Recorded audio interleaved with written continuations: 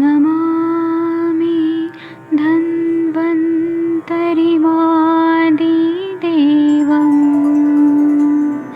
सुरासुरैर्वन्दितपादपद्मम् लोके जरामृत्युनाशम्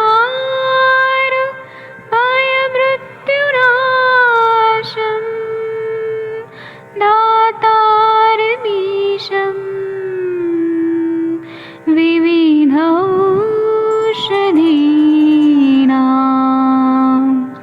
शङ्खं चक्रं जलौकां दधतं मृतघटं चारुतोर्भिश्चतुर्भिः सूक्ष्मस्वच्छादिरुद्यं शुकपरिविलसन्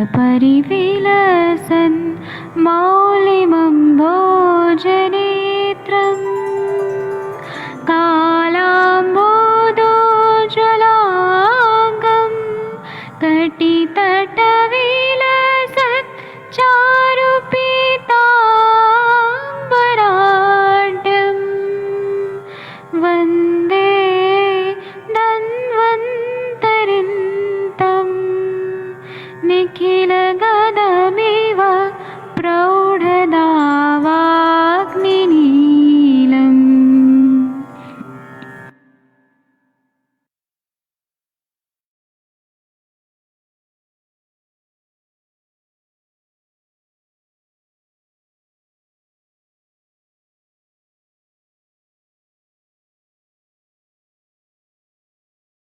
नमस्कार।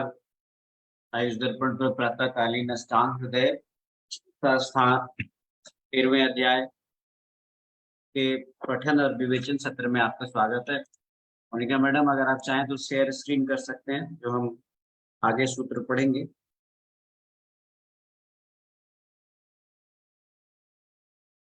हमने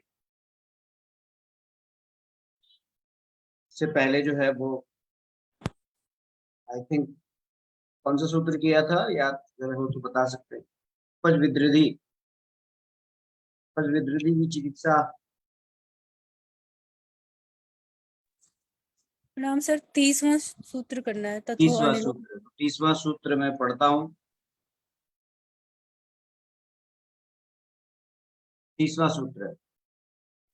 जोशी सर, आपको आयुर्वेद भूषण का जो उपाधि मिली उसके लिए एक बार फिर हम पूरे आयुष दर्पण परिवार और जो भी सब देख रहे हैं फेसबुक से और वैसे जुड़े हुए इस समय, उन सबकी तरफ से एक बार फिर शुभकामनाएं।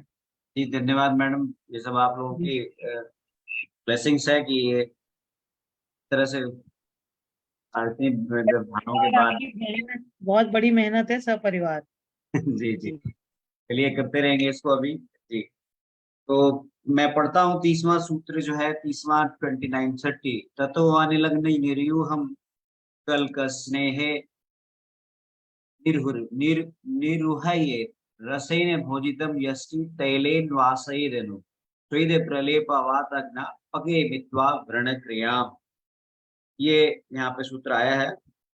ये यहाँ पर ही बताते हैं कि हमने क्या करना है। तो इसमें सीधे कहते हैं कि ततो अनिलग्न निर्यूहम कल्क स्नेह निर्वेद, यानी आपने वात अनिलग्न, यहाँ अनिलग्न का अर्थ है वातग्न, निरीह कल्क और स्नेह का प्रयोग आपने करना है। रसेन भोजितम यष्टि तैलेन वा सहे धनु, का अर्थ यह है कि मधुयष्टि के तेल से आप अनुवासन वस्तु दें। और आगे कहते हैं स्वेद प्रलेपावातग्ना पगे पक्वे भित्वा व्रण क्रियाम। कहते हैं कि वातनाशक स्वेद और क्लेप का प्रयोग करें और वृद्धि के पक जाने पर आप फिर उस पर व्रण की क्रिया करें, ये कहते हैं यहाँ पे। तो ये इसका अर्थ पढ़ दिया मैंने, फिर से बता देता हूँ आपको। ततो अनिलग्न निरूहम कल्क स्नेह निरूहेत, यानी निरूह के पीछे आपने जो है वो वात शामक चिकित्सा निरूह कल्क स्नेह इनका प्रयोग करना है। और आगे कहते हैं कि रसीन भोजितम यष्टि तैलेन वा तैलेनान वा सैदनु, ये उच्चारण करने में थोड़ी सी कठिनाई हो रही है, तो इसके कहते हैं कि आप इस प्रकार से यष्टि का तेल यानी मधुयष्टि के तेल से आप अनुवासन दें, तो कहते हैं स्वेद प्रलेप वातग्ना पक्वे विद्वा व्रण क्रियाम, और वातनाशक स्वेद और प्रलेप का प्रयोग करें और विद्री आपको पक्व, आपको अगर जानकारी मिल जाए कि ये पक्व हो गई है तो व्रण की क्रिया करें। मैडम विनीता जी आप पढ़िए, इसके टीका को पढ़िए। आवाज आ रही है? जी सर, प्रणाम सर। पढ़िए। ततः शोधना अनंतर वातग्न कषाय कल्क स्नेह निरूहयेत।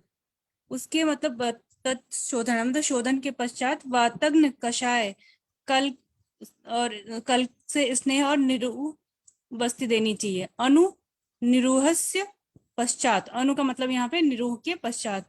मांस रसेन भोजित संत मधुयष्टिका तेल तेलेन अनुवासियेत, मतलब मांस रस के भोजन के पश्चात मधुयष्टि तेल से अनुवासन देना चाहिए। स्वेदा प्रलेपाश्च वातग्ना हिता, वातग्न द्रव्यों का स्वेद और प्रलेप हितकारी होता है। पक्वे वृद्धो भित्वा पाटयित्वा व्रण क्रिया कुर्यात्, मतलब वृद्धि अगर पक जाए तो उसको उसका भेदन या पाटन और व्रण क्रिया करनी चाहिए। जी सर। जी, अब यहाँ पे एक बात गौर करने वाली, जहाँ रसेन भोजितम आया है, अब रसेन भोजितम का अर्थ यहाँ पे आप देखिएगा टीकाकार ने भी ये लगाया है कि वो मांस रस के लिए कहा गया है, ऐसा यहाँ पे डिस्क्रिप्शन में भी है। लेकिन ये मेरी समझ में ये नहीं आया, कोई यहाँ पे व्याकरण के विद्वान हो तो ये बता सकते हैं कि हम रसेन भोजितम से मांस रस ही क्यों लें। ये थोड़ा सा इस पे बात की जा सकती है, क्योंकि यहाँ तो कहीं नहीं लिखा है कि मांस रस लें। क्यों विनीता जी? सर श्लोक में नहीं लिखा हुआ है, लेकिन हाँ, लेकिन हम रसेन जब कहते हैं, जैसा हम संसर्जन क्रम में भी देखते हैं, जहाँ पे जो है संसर्जन क्रम की बात है, वहां पे भी जो है जब हम रसेन की बात आती है तो हम मांस रस लेते हैं, बाद में भले उसको हम कृष्णा से सब्स्टिट्यूट कर दें, लेकिन यहाँ पर अगर वात स्पेसिफिक। वात शामक होता है ना मांस रस, इसलिए शायद, क्योंकि वात वातज विधृति की बात हो रही है तो इसलिए मांस रस ही बोला है। मूल सूत्र में मांस रस क्लैरिफाई क्लियर नहीं किया गया है। हम इसको रसेन भोजितम का अर्थ हम ये लगाते हैं कि मांस रस है, ये ऐसा सोचते हैं हम। संस्कृत टीका में जरूर लिखा हुआ है, पर आप गौर करिए तो मूल सूत्र में नहीं। श्लोक में कहीं नहीं लिखा हुआ है। हाँ, तो अब ये क्या था, किसी समय ऐसा हुआ होगा मुझे लगता है, क्योंकि रसेन भोजितम यानी अब जो वात समन की बात कर रहे हैं आप, तो बहुत सारे ऐसे हम बहुत सारे ऐसे हम दूसरे प्रकार के भी हम इस प्रकार के इसके सब्स्टिट्यूट ले सकते हैं जो वात समन करेगा, तो फिर इसमें पांच रस ही क्यों लेना है। तो मुझे लगता है कि एक समय ऐसा था कि जो है लोग मांसाहार के प्रति बहुत ज्यादा रुचि रखते थे, इसलिए बहुत जगह पे इस प्रकार की चिकित्सा का वर्णन है। सर्वदा सर्वभावानम सामान्यम च बुद्धि कारणम, एक ये भी सिद्धांत है हिसाब से मुझे लगता है, लेकिन मूल सूत्र में आप गौर से देखें तो यहाँ पे नहीं है। दूसरा, आपने ये बात भी गौर की होगी कि इस प्रकार से वुंड हीलिंग वगैरह जहाँ विद्युत को हील करने की बात की जा रही है, कहीं ना कहीं उसमें वो एरिया जो होता है जहाँ पे विद्युत होती है, वहां पे आप इस प्रकार की जो है वृद्धि की बात कर रहे हैं, तो वो मार्क्स का इन्वॉल्वमेंट तो होता ही है ना। क्यों विनीता जी? मोनिका मैडम बताइए। जी सर। सामान्य सूत्र होते हैं ना कि अगर जहाँ पे, हेलो जी बोलिए। सर, जहाँ पे जैसे दुग्ध आवाज बोला धीमे जाता हो है गया। तो जी जी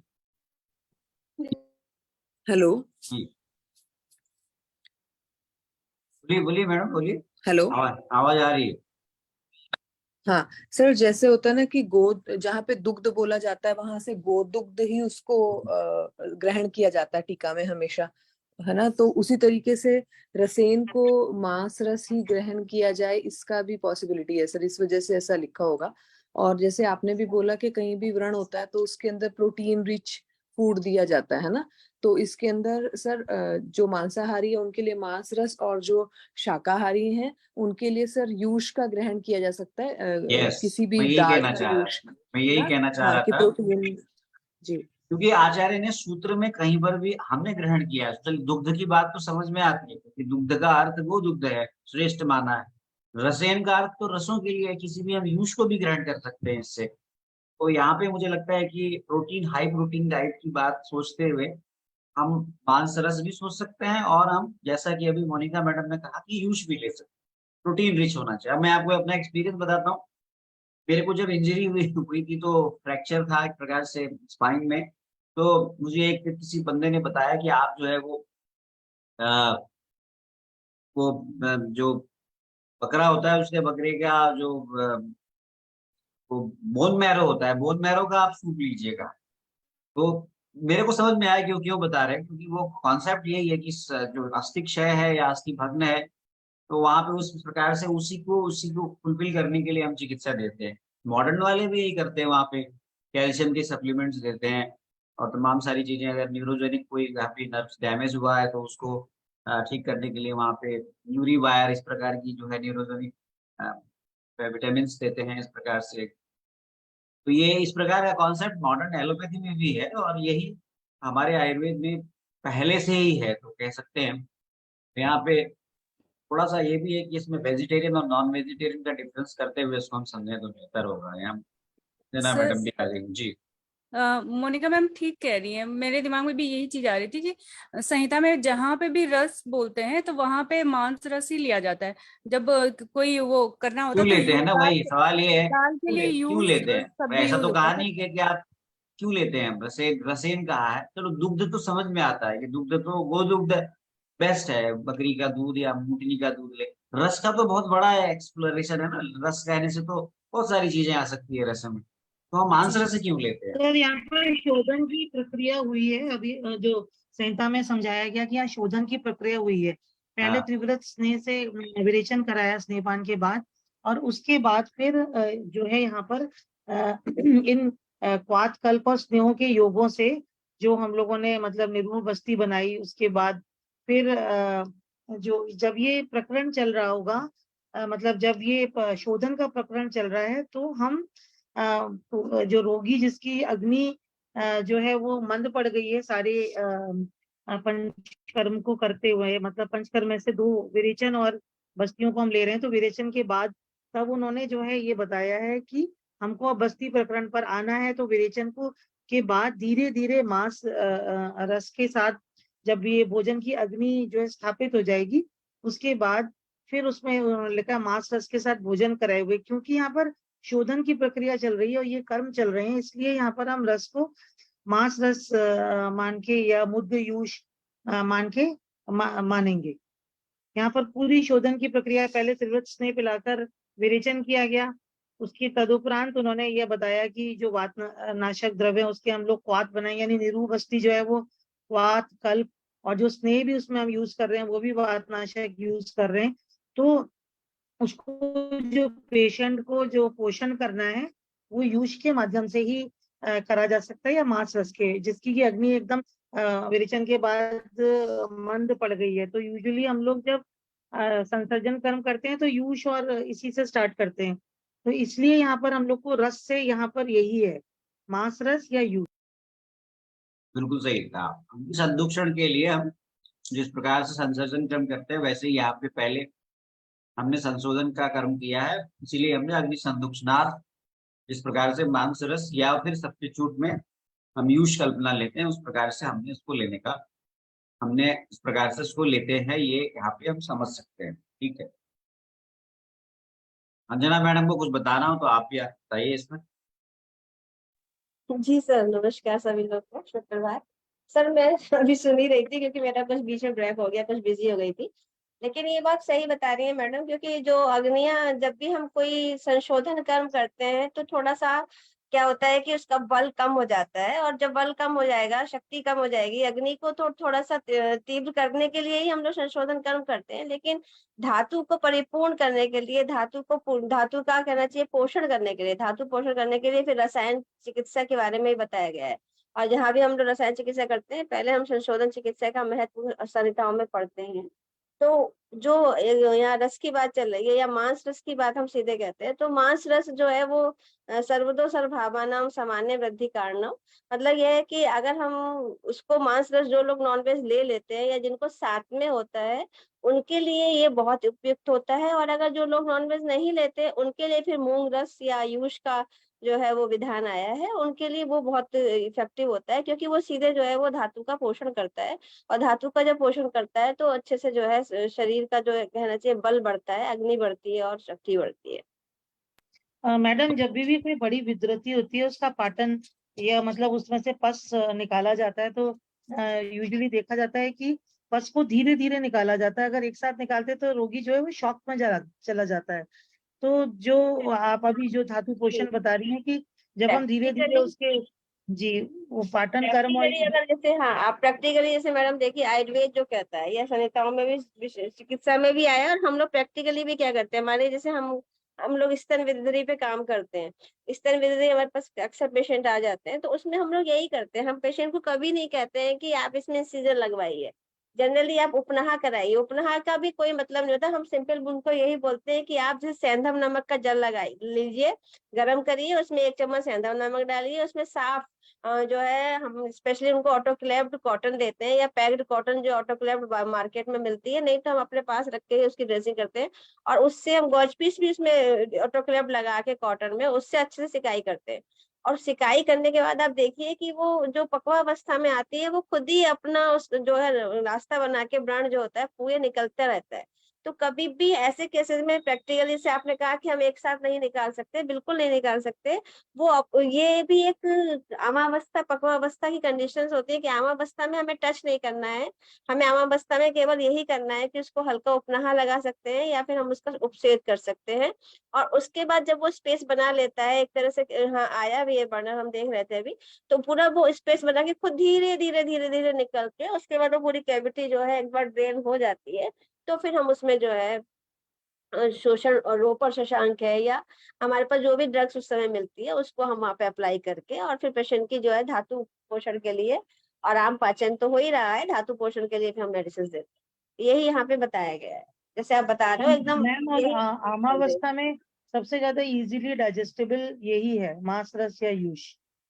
हाँ हल्का रहता है, उसको संस्कारित कर देंगे अगर जी तो और अच्छा रहेगा। हाँ ओके, खोल देती हूँ। जी बहुत अच्छा एक्सप्लेन किया। Please the mic on muted है। मैडम ने बहुत अच्छा एक्सप्लेन किया। तो ये इस प्रकार से आगे बढ़ते हैं। फिर एक अगला सूत्र निका मैडम आप ही पढ़िए, 30वां सूत्र, या कोई और पढ़ना चाहे तो सर, आप मैं पढ़ूं? कोई भी पढ़। जी पढ़िए पढ़िए मैम,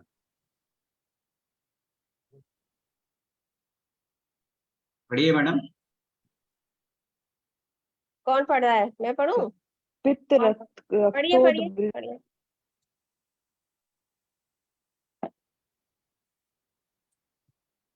हेलो हाँ पढ़िए मैडम पढ़िए। हेलो जी सर। पित्त रक्तोद्भवे वृद्धा आम वृद्धौ आम पक्वे यथा यथम शोफ व्रण क्रियाम कुर्यात् प्रततम च हरेद सृक्। सर पित्त और रक्त जी से आप भी उद्भव, पढ़िए इसका। सर मेरे पास हिंदी वाला नहीं है।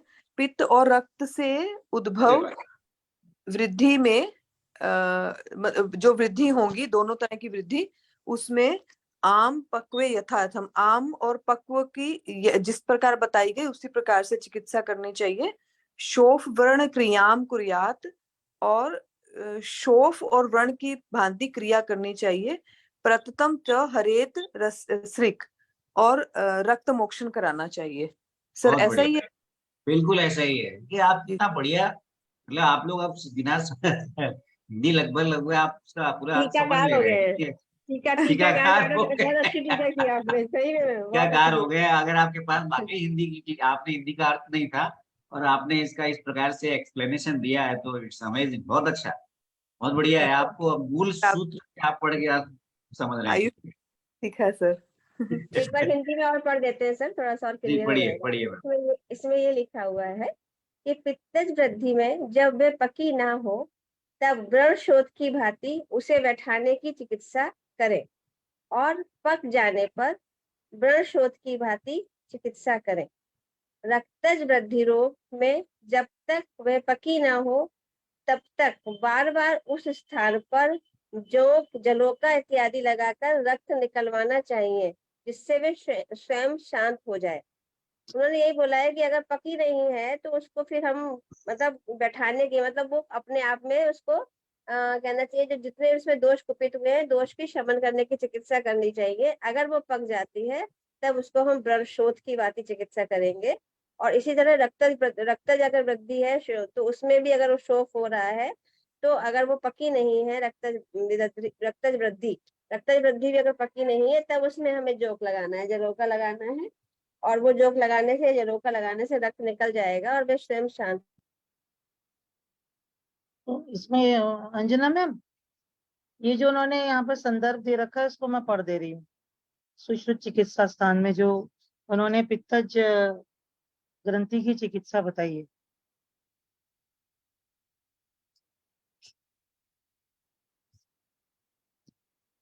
पढ़िए मैम, पढ़िए जी। हाँ, मुझे लगा एकदम आवाज ही नहीं आ रही। नहीं नहीं, आ रही इसमें आ रही, पढ़िए पढ़िए।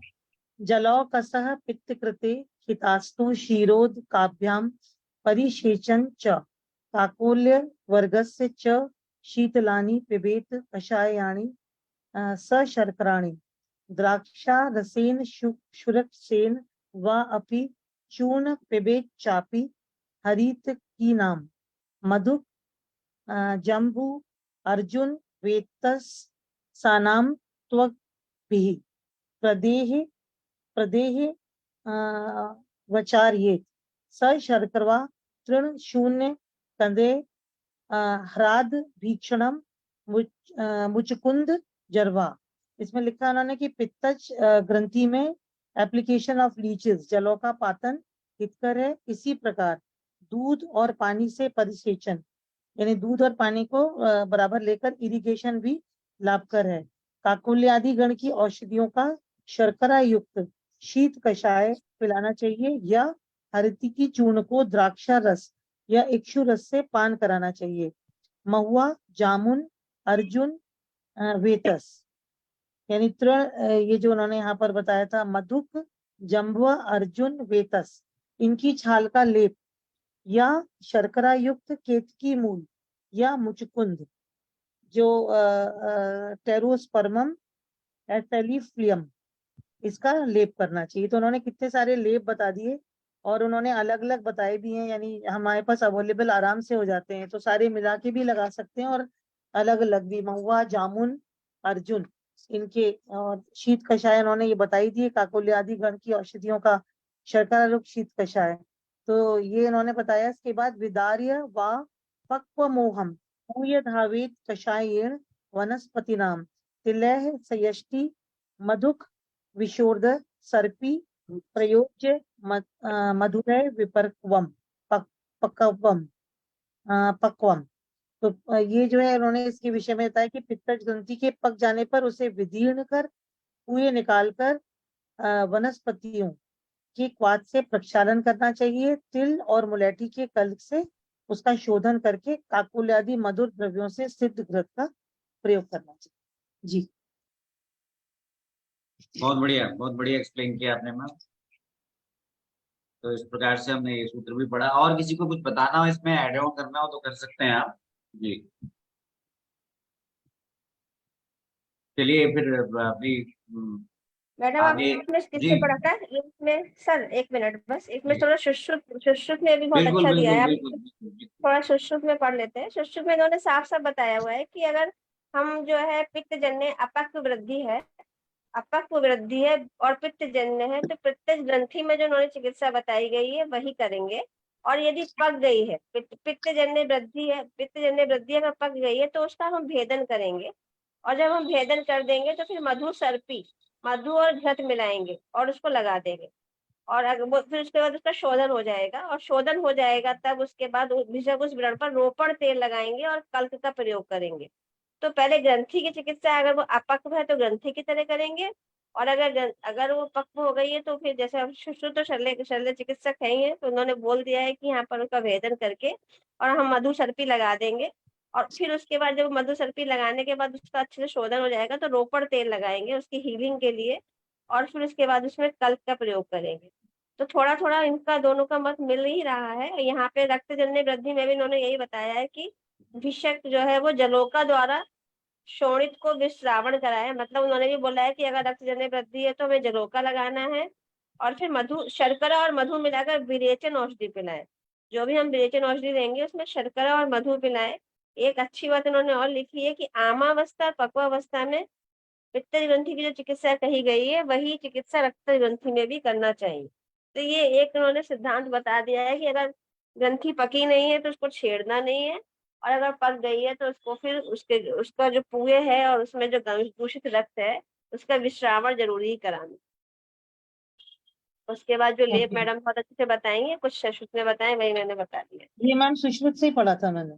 अच्छा अच्छा, तो टीका शायद मैम आपकी अलग होगी ना थोड़ी, नहीं मैंने। नहीं, वो अलग हाँ तो होगी, लेकिन मैम आपने उसको एकदम अच्छे से प्रैक्टिकली जैसे समझ के कर देना चाहिए। हाँ, मैंने टीकाकार का तो मत पढ़ा मैडम, बस सॉरी जी जी। Thank you ma'am. बहुत अच्छा पढ़ा। तो 32वां सूत्र पे हमारा पूरा जो है वो पित्त और रक्तजन्य वृद्धि के आम और पक्वावस्था में यथा योग्य हमें शोक चिकित्सा और पकने पर व्रणवत चिकित्सा करना चाहिए और रक्त को बार बार बाहर निकालना चाहिए। चलिए अभी समय है थोड़ा सा, अभी हमारे पास 6 मिनट है, तो अगला सूत्र मुनीश शर्मा जी मैडम आप पढ़ेंगे, आपको शायद ऑडियो में कुछ प्रॉब्लम आ रही थी, आप पढ़िए, अनम्यूट कीजिए, पढ़िए। वैद्य मुनीश शर्मा जी, चलिए मुझे लगता है म्यूट हैं वो, उनको दिक्कत है जी कुछ। सर, हाँ जी पढ़िए सर। पढ़िए पढ़िए प्रणाम पढ़िए, सर, प्रणाम सभी को। प्रणाम, पढ़िए। सर 31 पढ़ूं क्या मैं, या 31 तो हो गया, अब आपने पढ़ना है 33, 33? 33 एंड 34। ओके जी सर।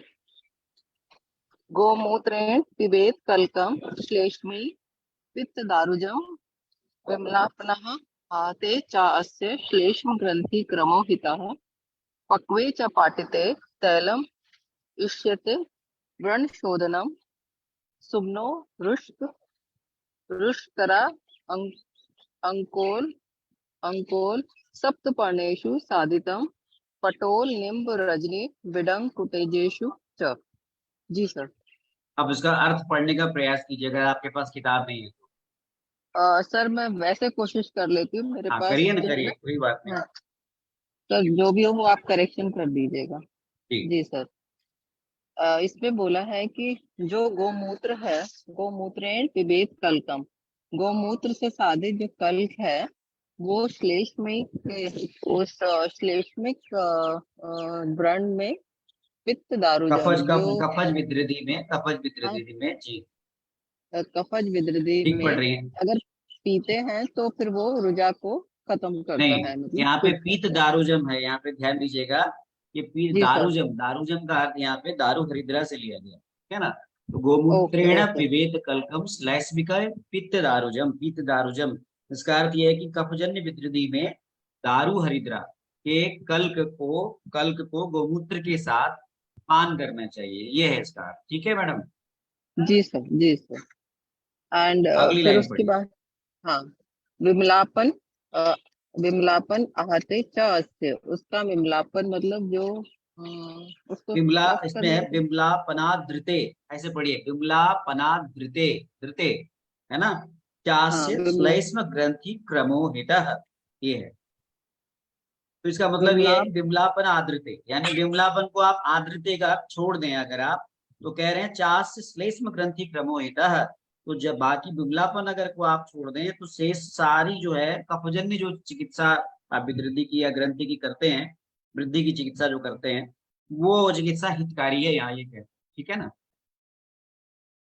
जी सर। पक्वे अगली च लाइन। पाटिते, पक्वे च पाटिते मतलब जो पक्व है हाँ, उसको पाटित करने के लिए पाटित करने तैलम का मतलब चीरा इष्यते। लगाना है, उसमें पाटित करना है ना। Yes yes sir. चीरा लगाने के लिए तैलम इष्यते व्रण शोधनम। कौन सा तेल लगाएं, तो व्रण शोधन में जो आप प्रयोग करते हैं तेल, वो लगाएं। और आगे उसके इंग्रेडिएंट बड़े अच्छे समझाए हुए हैं, अगली लाइन पढ़ दीजिए। सुमनो अरुष्कर अरुष्करा अंकोल सप्तपर्णेश सप्तपर्णेषु साधितम। सर यहाँ पे सुमन का मतलब किसका फूल सुमन का हुआ? अर्थ चमेली है, चमेली। अच्छा चमेली। पुरुषकर का फिर अर्थ जो है अरुष्कर भल्लातक है, अंकुल अंकुल हो भल्लातक गया, अंकुर सप्तपर्ण और सप्तपर्ण हो गया, सप्तपर्ण। पटोल पटोल हो गया, निम्ब नीम हो गई, रजनी हरिद्रा हो गई, विडंग विडंग हम सब जानते हैं, और कुटज जो है वो कुटज के लिए कुटज आया। होगा। इनसे जी सिद्धित सर। तेल से आप जो है कहते हैं कि व्रण शोधन करने के लिए उनको प्रयुक्त करें।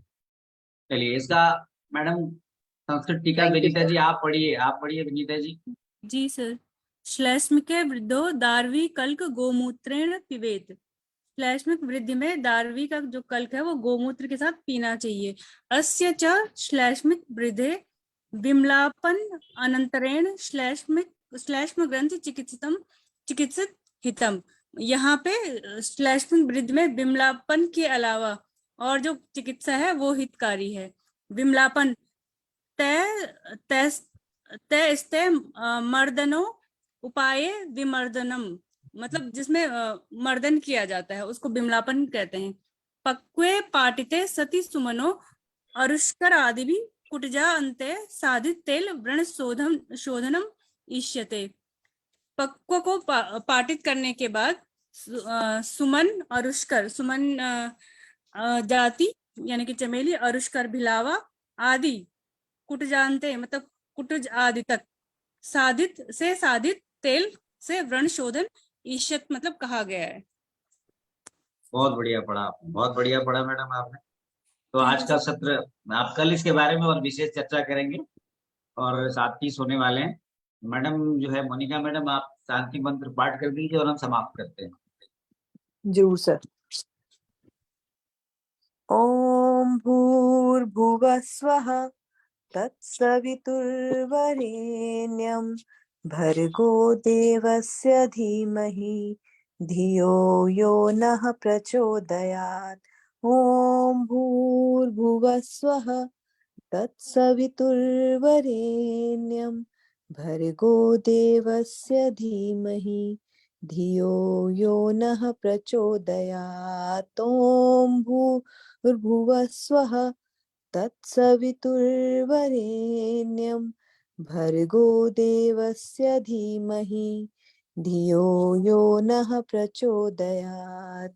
ओम शांति शांति शांति भवतु। बहुत बहुत Thank you, धन्यवाद Vinay. आप सभी का, बहुत बहुत धन्यवाद। कल फिर हम मिलते हैं सुबह इसी वक्त, इसी मीटिंग आईडी और पासवर्ड के साथ। अष्टांग हृदय चिकित्सा स्थान अध्याय 13। आप सबका बहुत बहुत धन्यवाद। आप सबका दिन शुभ हो। प्रणाम। और प्रणाम गणेश सर। चतुर्थी भी शायद आ जाए आई थिंक, जी तो जी सर। उसकी भी आप जी, सभी को बहुत बहुत शुभकामनाएं। धन्यवाद।